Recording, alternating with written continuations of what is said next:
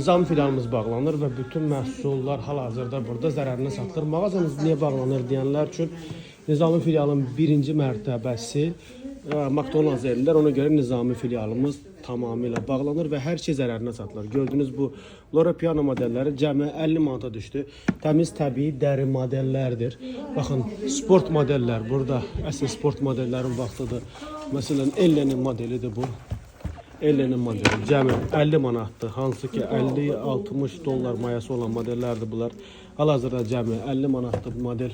Təmiz təbii dəridir. İç çöl komplet dəridir. İçinə qədər, baxın, içliyinə qədər dəridir. Baxın, dəri olduğunu göstərim sizə. Buradan da görə bilərsiniz ki, dəridir. Altın içliyini çıxarsam çıxara bilməyəcəm. İçliyinə qədər dəridir.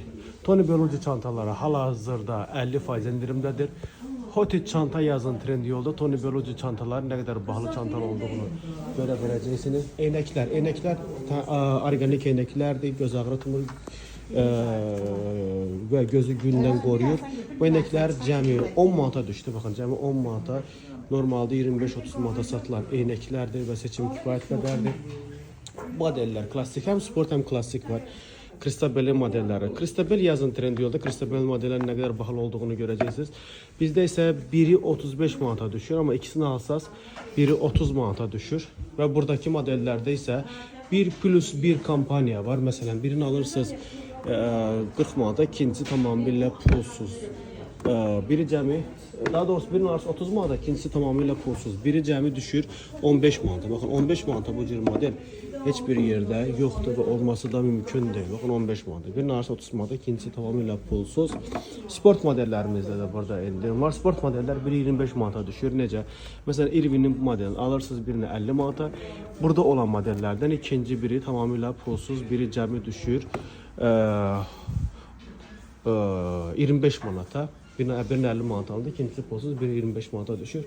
Və burada gördüğünüz modeller bir alırsınız 30 manata, ikincisi pulsuz, bir düşür cəmi 15 manata. Digər modellərimizə də indirim var. Hamısı zərərlə satılır. Baxın, burada valizlər var.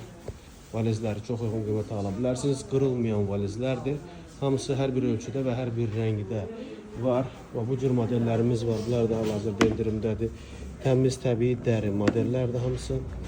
Türkiyə, bunlar onu nəzərə alın ki, bunlar hamısı Türkiyə istehsalı modellərdir və mağazamızda hal-hazırda bu kampaniyamız davam edir. Paletti'nin modelidir. Çox gözəl bir modeldir.